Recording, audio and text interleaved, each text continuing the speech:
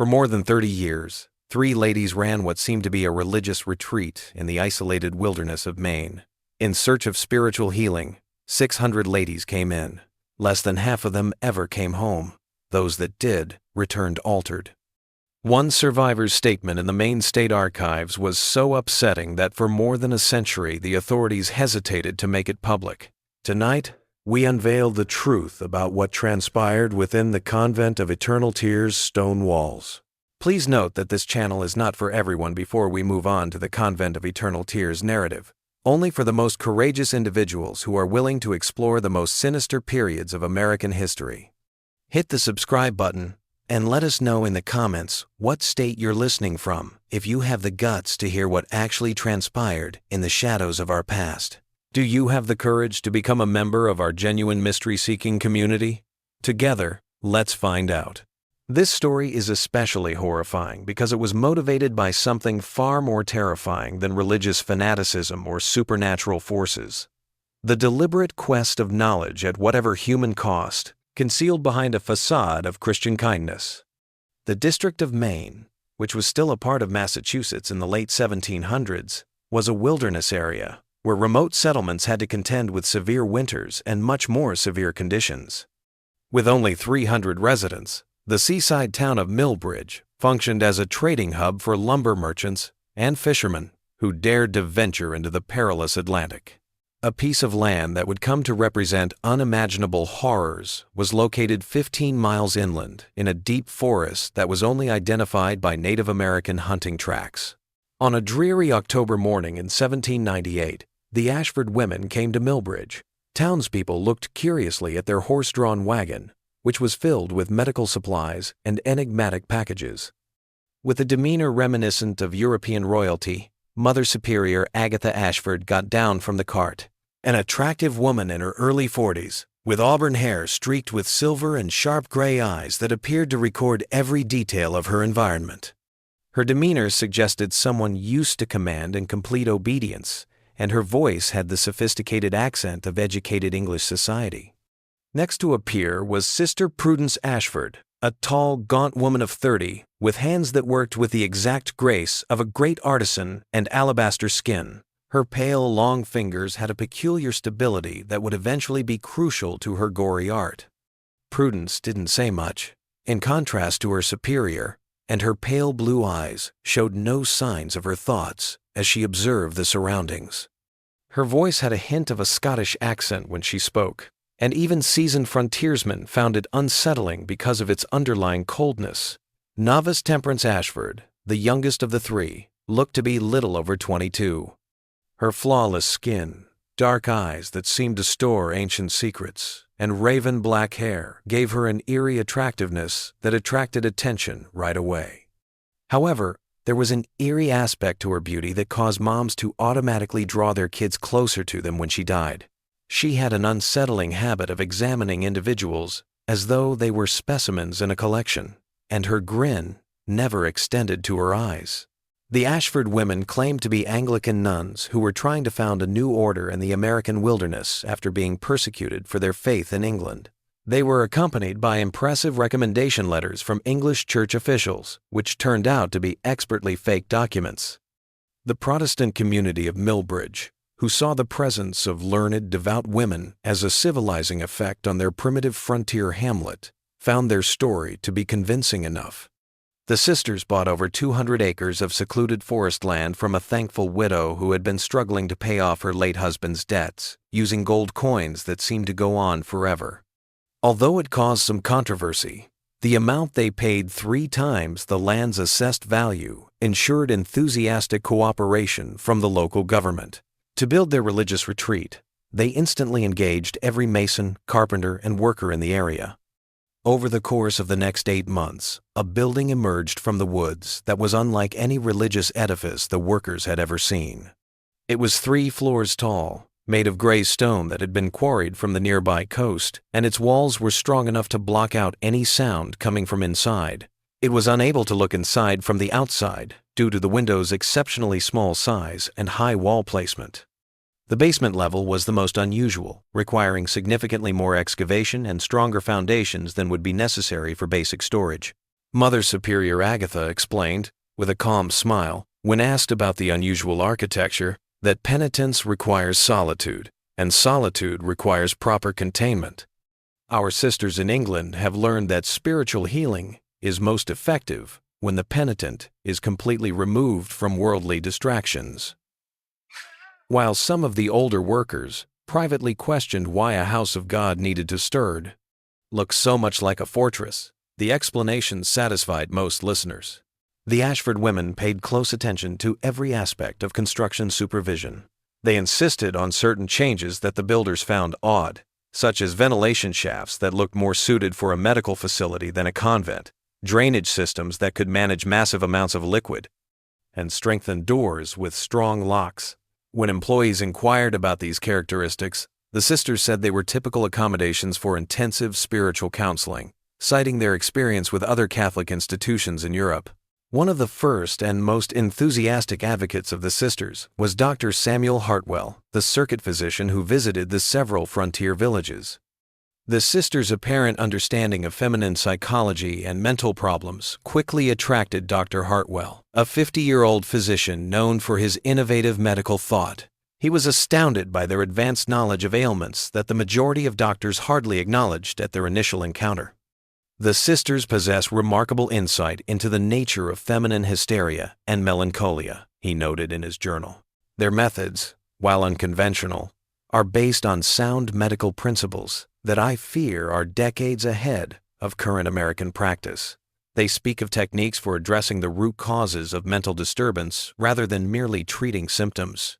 The private discussion Dr. Hartwell had with Mother Superior Agatha regarding the financial arrangements for their collaboration was not documented in his official journal. Dr.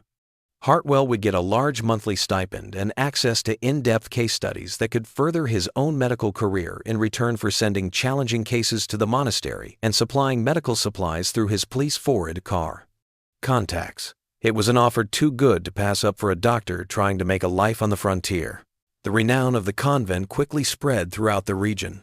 Families from towns as far away as Portsmouth, Portland, and even Boston started to hear rumors that the Ashford Sisters could magically turn unruly women into good citizens. For desperate families with scandalous daughters or frantic wives, the price was high: $20 silver for a month's treatment, $50 for 3 months, and $100 for what they called complete reformation. However, it seemed like a tiny price to pay for respectability and tranquility. The societal concerns of early 19th century America were mirrored in the kinds of women who were sent to the Convent of Eternal Tears. Wives who had openly questioned their husband's authority arrived with unmarried mothers who would not disclose the identities of their boyfriends. The same institution that took in women who had displayed an excessive interest in politics or literature also took in daughters who refused to marry according to arranged marriages. Defiance women who had somehow crossed the thin lines of acceptable feminine behavior was the unifying theme. The convent's clientele was also influenced by the religious tensions of the time. Whereas Anglican families disposed of women drawn to the emotional intensity of Baptist revival meetings, Puritan families sometimes dispatched daughters who had expressed interest in Anglican or Methodist doctrines. The Ashford Sisters enthusiastically welcomed all denominations, asserting that the universal strength of Christian discipline allowed their methods to overcome sectarian divides. When young Thomas Brewster was hunting in the woodland outside the enigmatic Convent of Eternal Tears on a sour February night in 1803, it was the first sign that something was seriously off. After hours of following a wounded deer through the snow-covered wilderness, the 20-year-old trapper was drawn to the stone structure that stood dark against the winter sky by strange noises.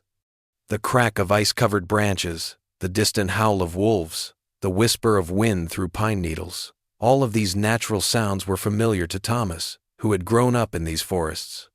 However, what he heard that evening was much different. It was blatantly human and profoundly incorrect. Waves of screaming rose and fell through the snow-heavy air, sometimes dying to pitiful whimpers before erupting once more into bare, primordial shrieks of pain that caused his blood to ice in his veins. Thomas abandoned his injured victim and drew nearer to the convent, his pulse racing as the awful noises persisted.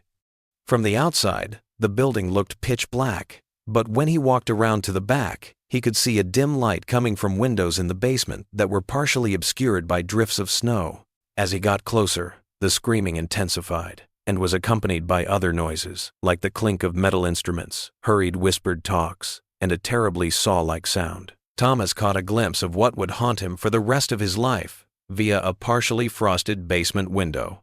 With dozens of oil lamps and candles that created dancing shadows on the stone walls, the basement had been transformed into what could only be called a surgical theater.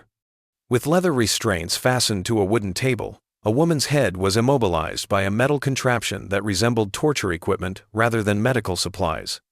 Sister Prudence was standing over the confined woman, manipulating what seemed like a long, thin metal rod, her normally pale face flushed with concentration.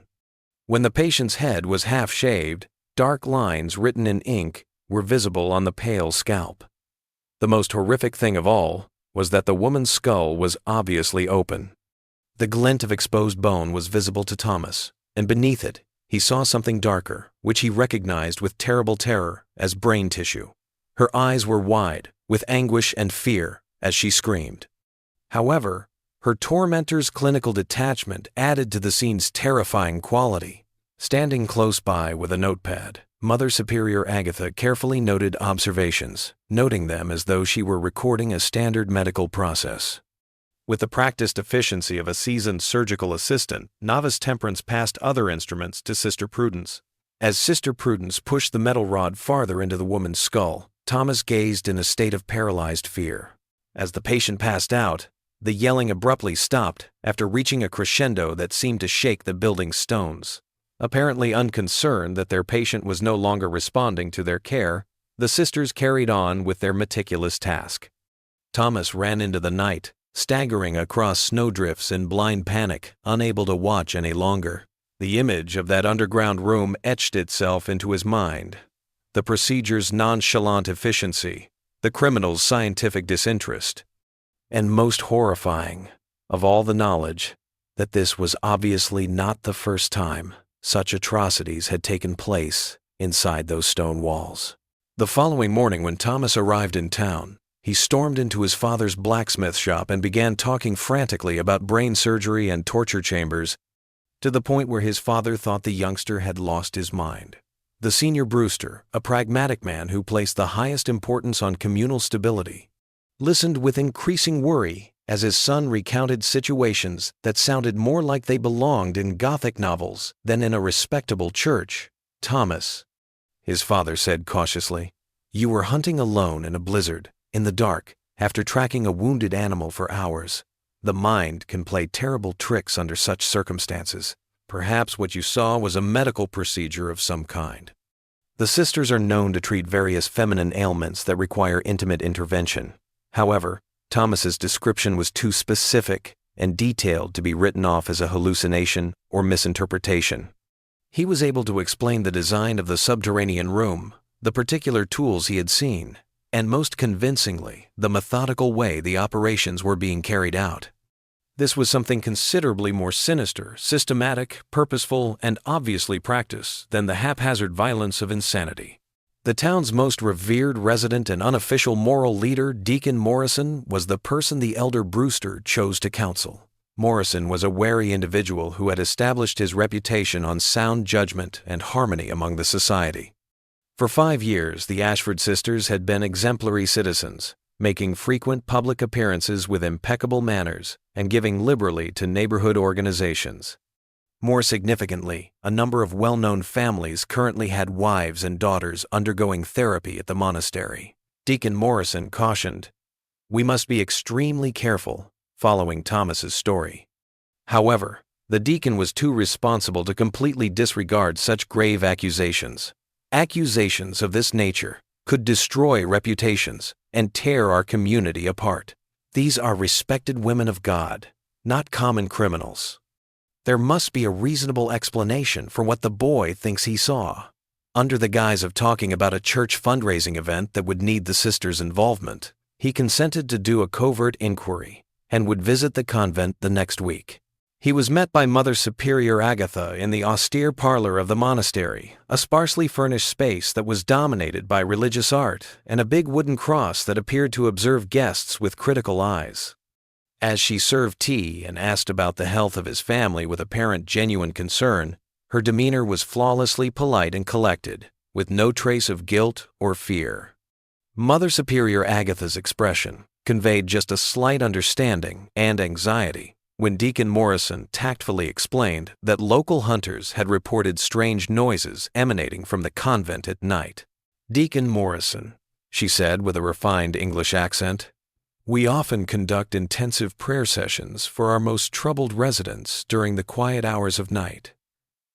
The process of spiritual cleansing can be quite vocal, particularly for women who have lived lives of sin and moral corruption." She explained that many of their patients arrived in states of severe spiritual distress, possessed by demons of pride, lust, and rebellion that fought valiantly against the purifying power of Christian discipline. The explanation was given with such sincerity and theological sophistication that Deacon Morrison found himself nodding in agreement. "Some women," she continued with sympathetic sadness, "have allowed evil to take such deep root in their souls that the process of extraction requires considerable effort. The sounds your hunters heard were probably the cries of demons being cast out through the power of prayer and penance. All frontier Christians were aware with the idea of spiritual battle, and it was not irrational in the religious culture of the time to believe that especially tainted souls might need drastic measures to be saved." Mother Superior Agatha then volunteered to take him on a tour of the convent's higher floors, showing him the simple yet tidy dormitory quarters where a number of women sat in quiet reflection. Although Deacon Morrison observed that the occupants seemed unusually restrained, moving with mechanical precision rather than genuine human spontaneity, they appeared tranquil and profoundly focused in prayer or meditation. They appeared to be staring through him instead of at him when he tried to look them in the eye, as though they were concentrating on something that was far away and invisible. Mother Superior Agatha responded that the basement levels were the convent's intensive spiritual counseling facilities for ladies who needed the most concentrated care when the deacon inquired about touring them. She smiled modestly and replied, "I'm afraid it would be inappropriate for a man to witness such intimate procedures."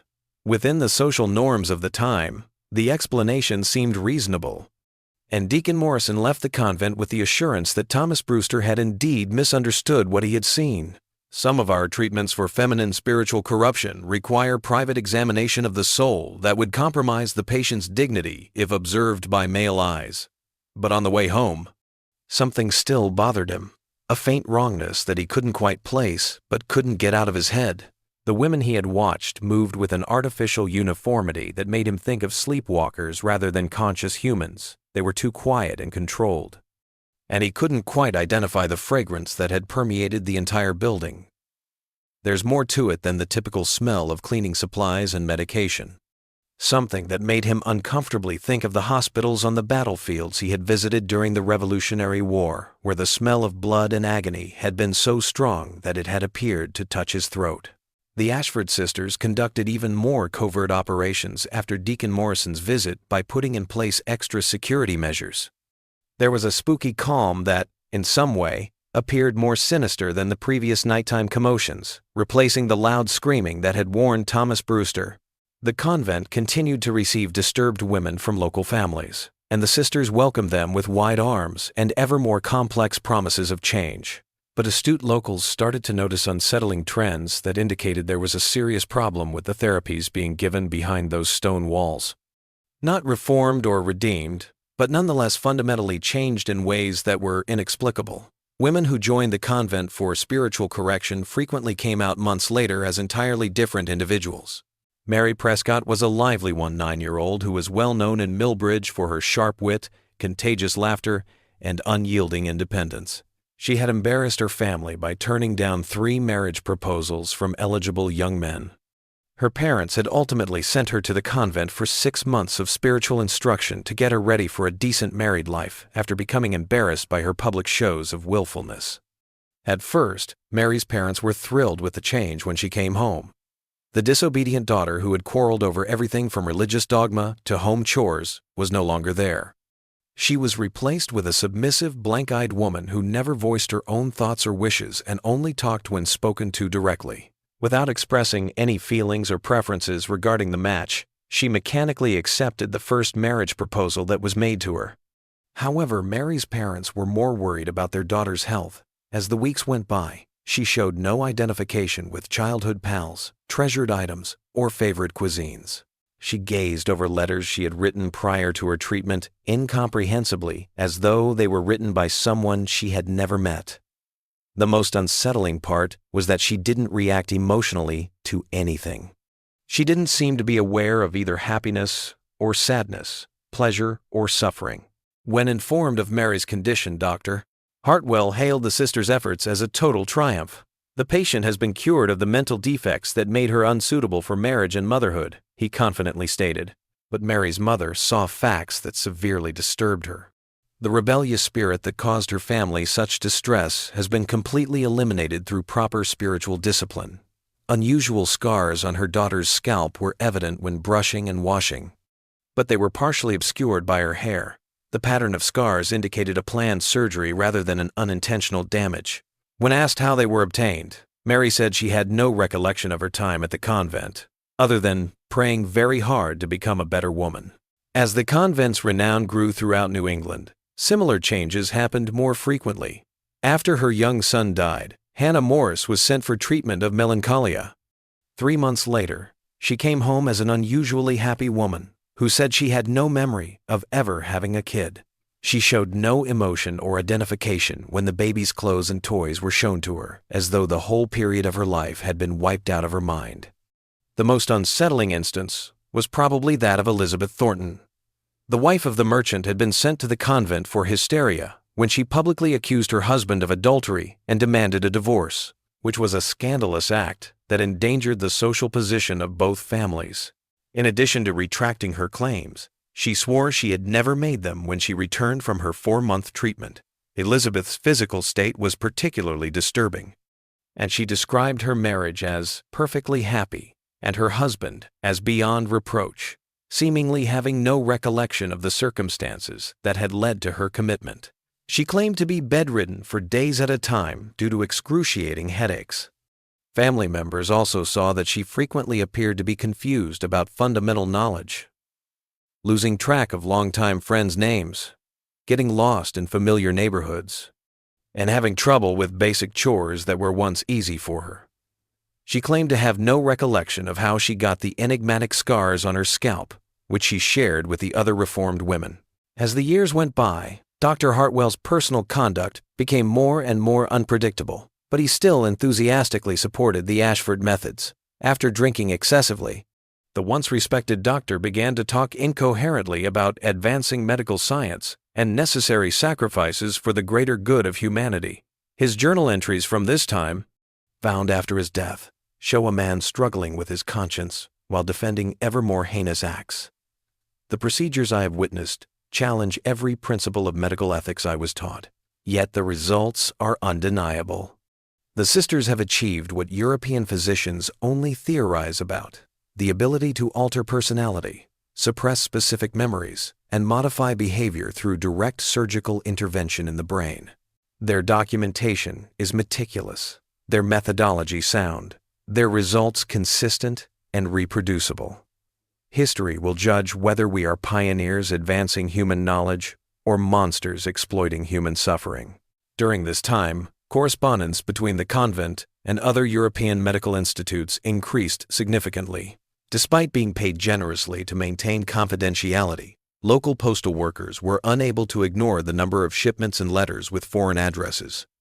In addition to sending out comprehensive reports and what looked to be preserved biological specimens, the Ashford sisters were regularly receiving shipments of medical texts, surgical instruments, and chemical substances. Mother Superior Agatha started traveling to Boston and Portland once a month, always returning with containers of equipment and supplies that needed to be handled carefully. The monastery was pioneering revolutionary treatments for feminine mental disorders, she told interested locals, fusing the most recent developments in European medical science with ancient spiritual therapy. These arguments seemed believable to a community that respected both religious faith and scientific advancement because of her refined demeanor and evident education. However, some locals continued to harbor serious misgivings about the alterations they saw in the patients at the monastery. After her daughter, Rebecca, returned from treatment essentially changed, Martha Goodwin started asking other families about their experiences in a discreet manner. She found a troubling trend. Except for snippets of prayers and religious teaching, none of the ladies who had undergone extensive treatment in the underground facilities could recall anything about their stay at the convent. Another concerning finding from Martha's research was that some of the women had never even left the convent. The Ashford Sisters said that when families asked about their missing wives or daughters, these ladies had undergone such a profound spiritual awakening that they had decided to stay as permanent residents, committing their lives to service and prayer. The women had accepted severe vows of solitude and silence that forbade any contact with their former lives, according to the polite but stern rejection of family who wanted to visit these alleged inmates. When Martha discovered that the convent was taking in women from farther and farther away, the story grew even more complex.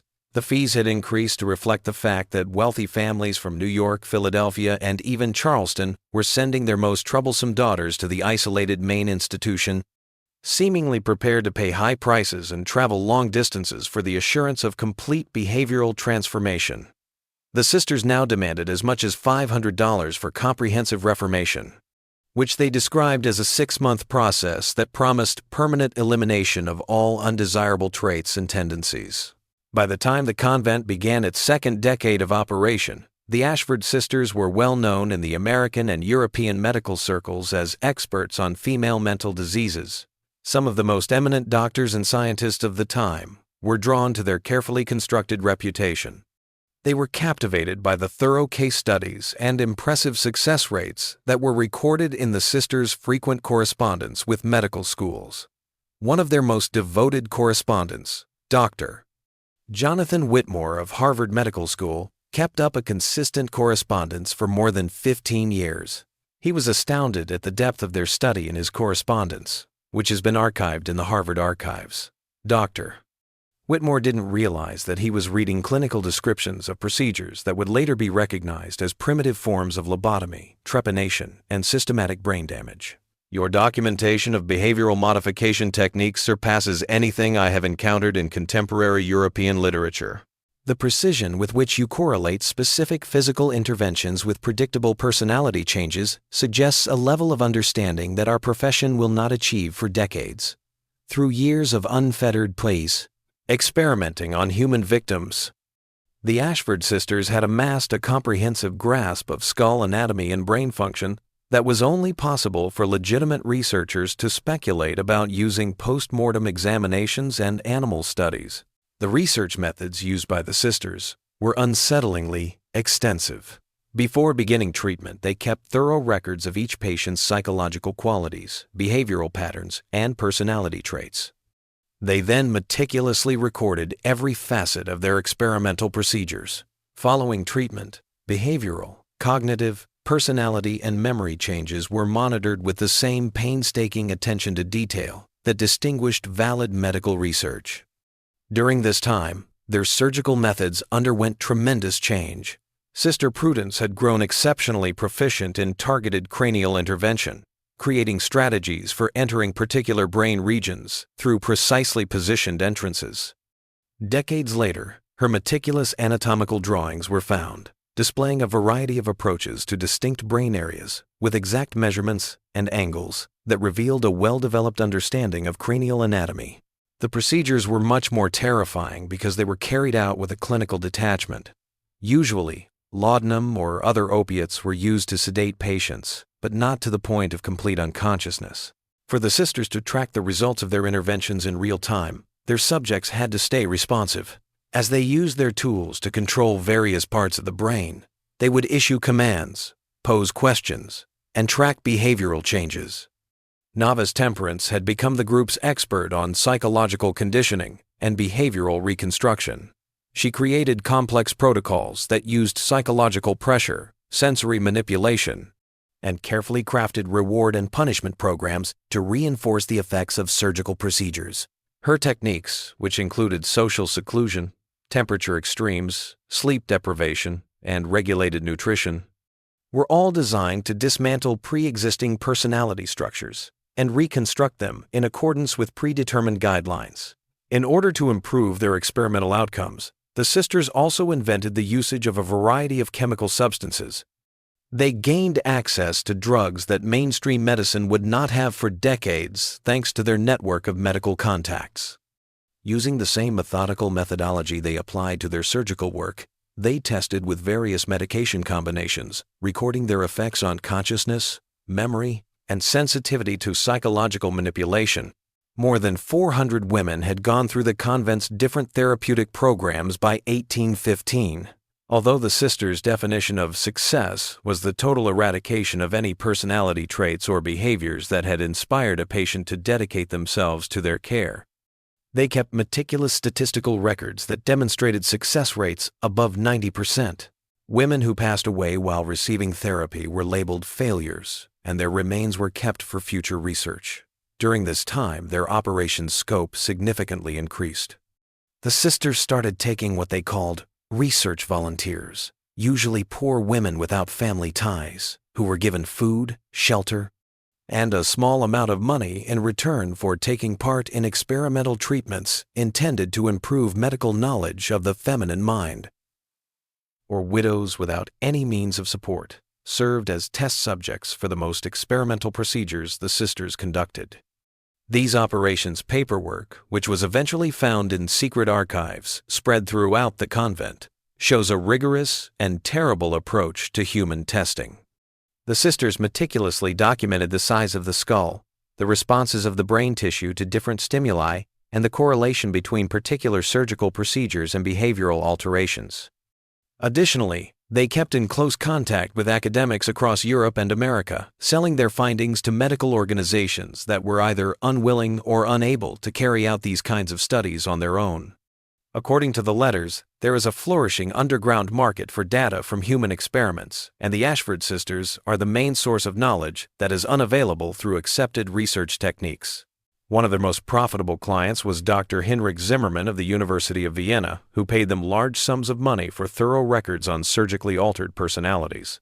The University of Edinburgh, which ironically had expelled Dr. Agatha Brennan years earlier, unwittingly bought research data from their former colleague through middlemen who concealed the information's true source. His letters, intercepted by authorities decades later, specifically asked for information about methods for eradicating particular memories, decreasing emotional responsiveness, and producing what he called compliant behavioral states in female subjects. The Ashford discoveries were integrated into the curriculum of the university's medical school, which taught psychological theories and surgical techniques derived from systematic human experiments carried out in the Maine woods.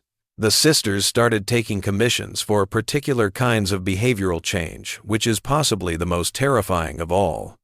Rich families might ask their troublesome relatives to change certain aspects of their personalities, such as removing their artistic pursuits, lowering their level of intellectual curiosity, stifling amorous feelings, or fostering perfect household obedience. The sisters created customized processes for every kind of alteration, charging high fees for their ever more advanced services. When a young woman called Sarah Whitman arrived at the convent in the winter of 1818 under circumstances that would ultimately prove to be their downfall, the meticulous facade that had shielded the Ashford nuns for almost 20 years started to reveal its first noticeable fractures. Sarah came as a fighter, with a strength of will and intelligence that had not been shattered by the societal forces that generally accompanied commitment to the institution, in contrast to the broken, desperate women who usually sought the sisters' assistance.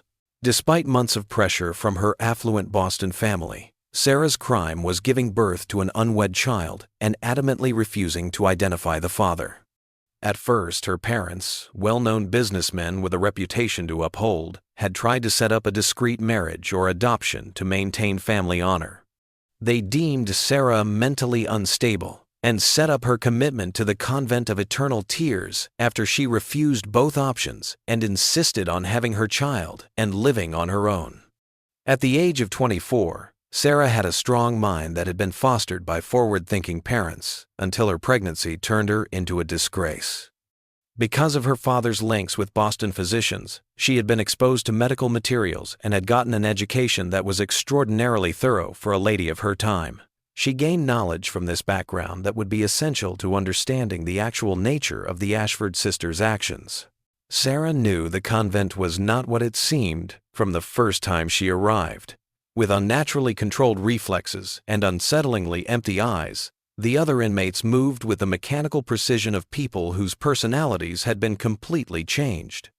Many had noticeable scars on their scalps, which were partially hidden by hair that had grown back over the surgery locations.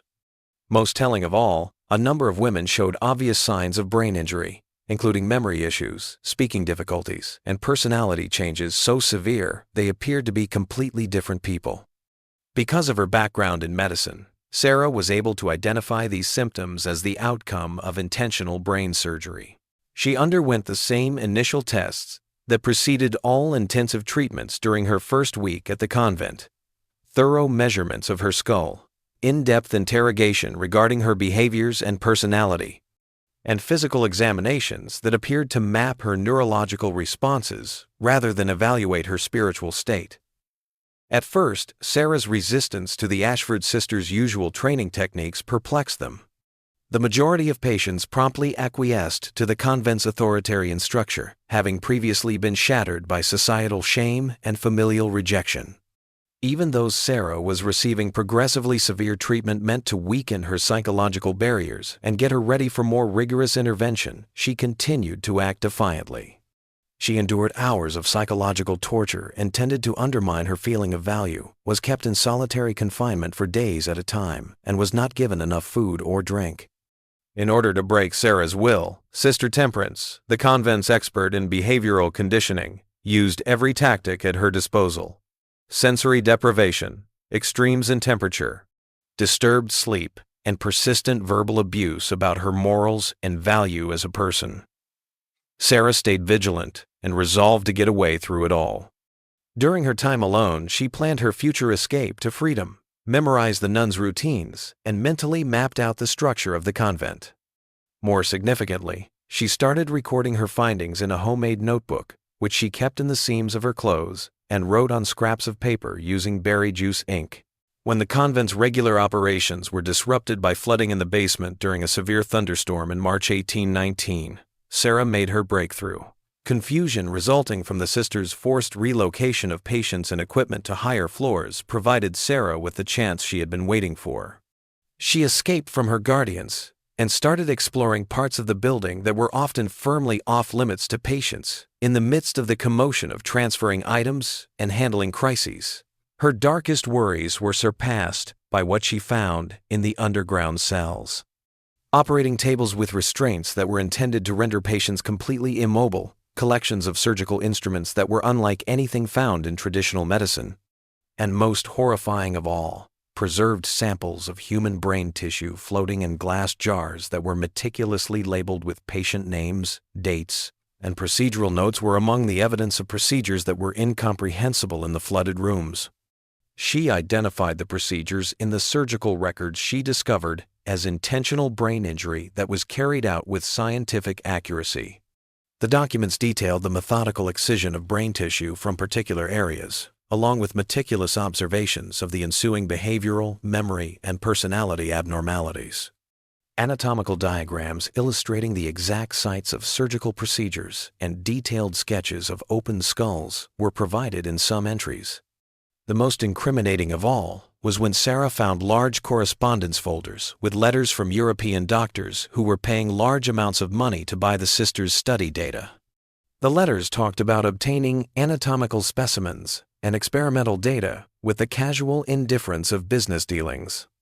As it turned out, the convent was functioning as a commercial operation, selling the outcomes of human experiments to scientists who couldn't or wouldn't carry out the research themselves.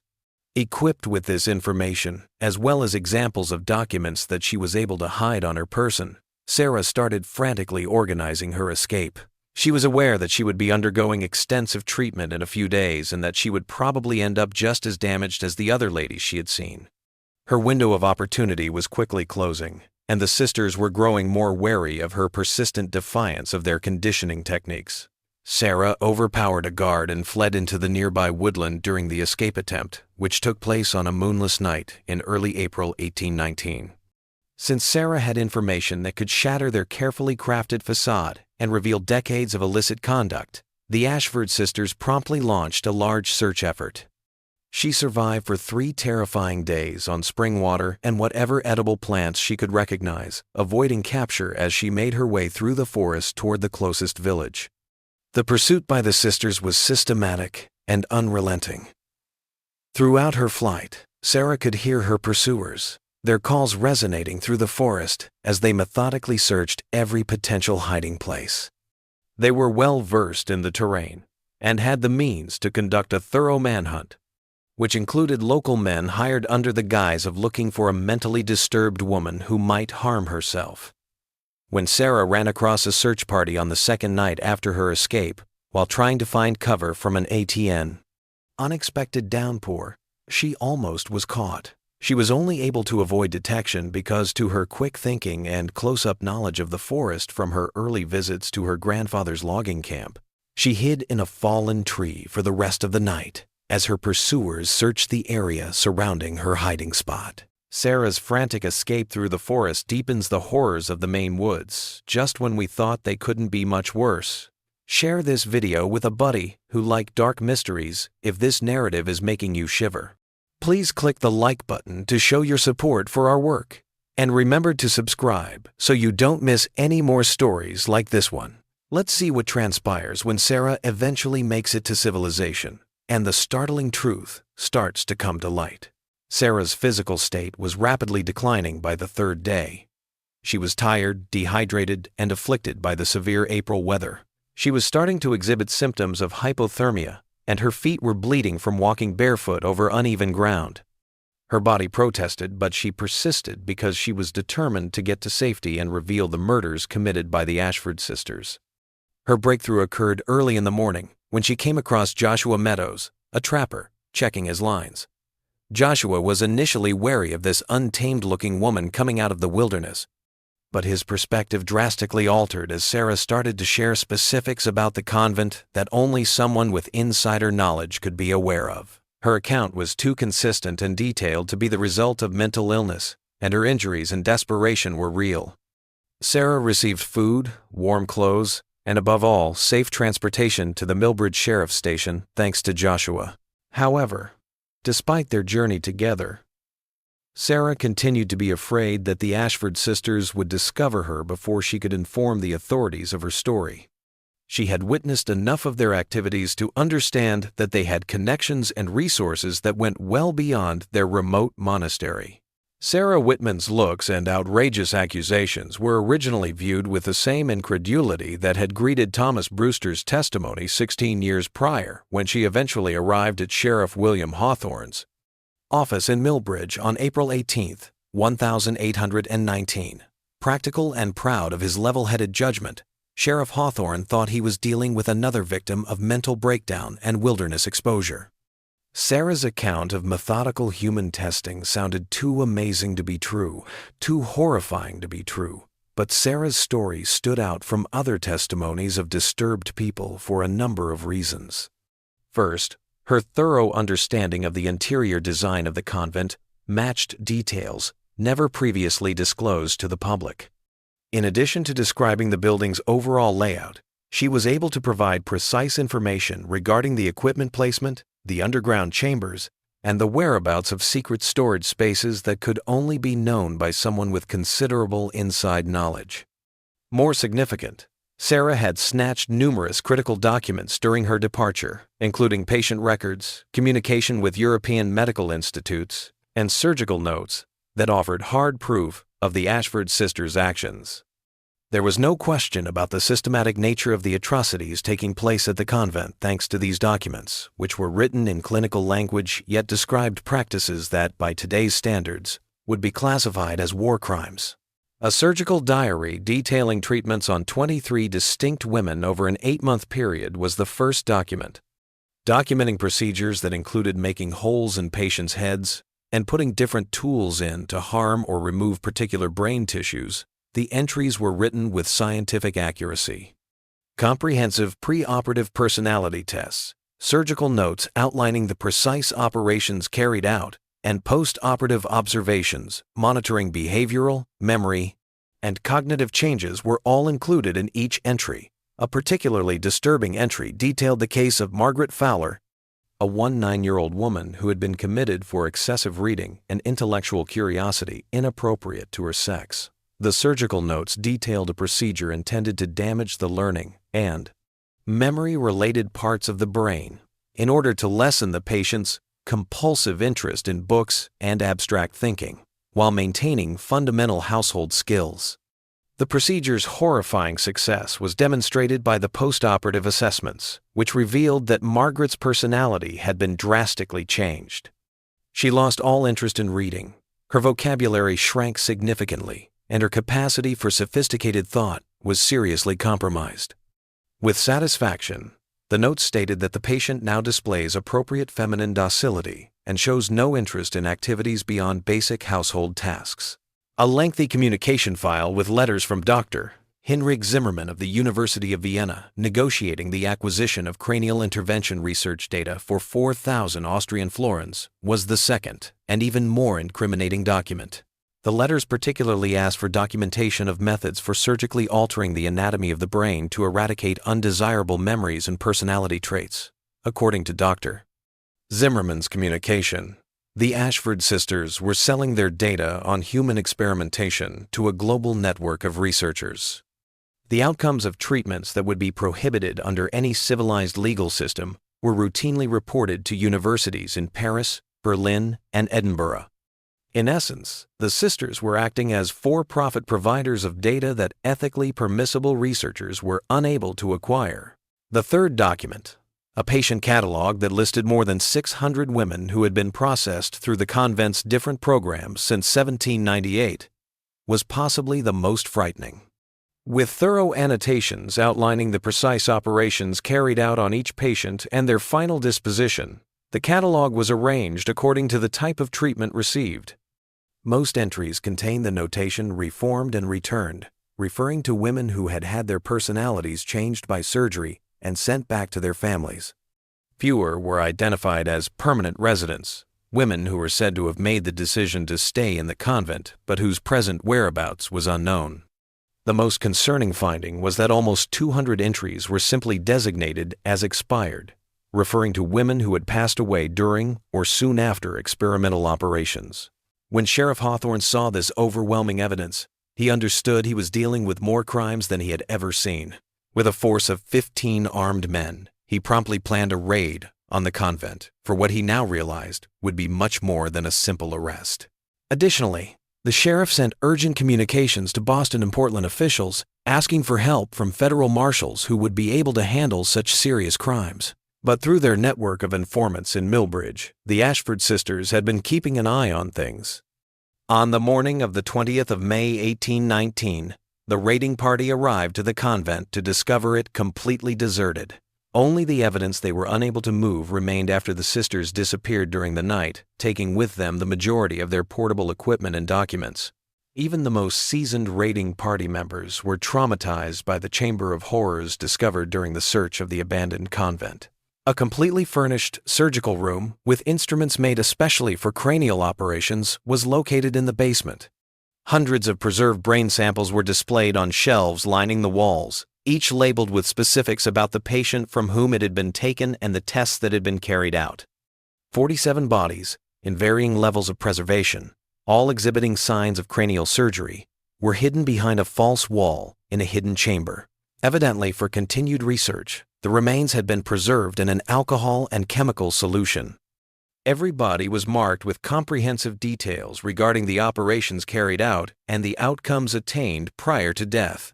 As a result of the sisters' hurried escape, the investigators also found a wealth of documents.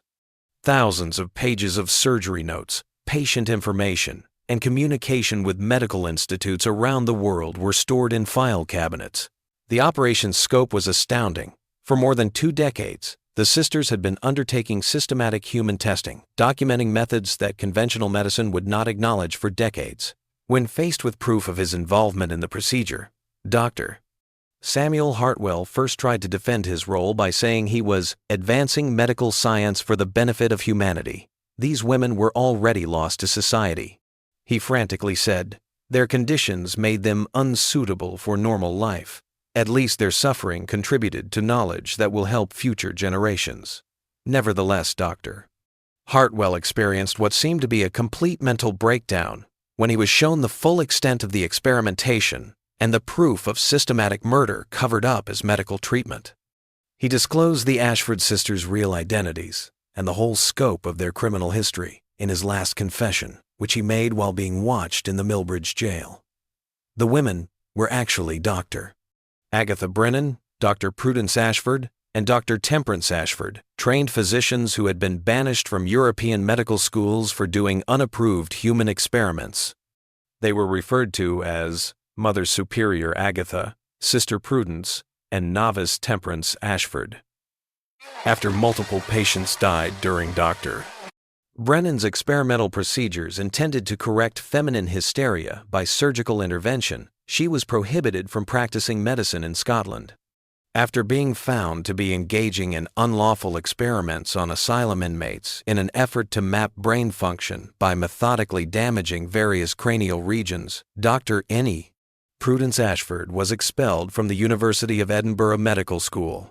The youngest of the three, Dr. Temperance Ashford, had studied under her sister in order to create psychological conditioning methods that would improve the results of surgery. In order to continue their studies in a place where they would not be subject to legislative restrictions or medical scrutiny, the three ladies had fled Europe in 1797 and set up their fictitious identity as Anglican nuns. Over the course of more than 2 decades, they had developed methods for surgically altering human behavior, gaining knowledge that would have been impossible for respectable researchers to acquire.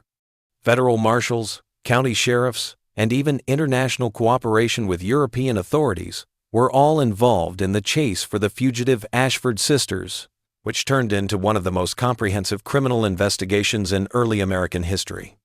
All that remained of the three women, though, was the horrifying proof of their 20 years of methodical human experimentation.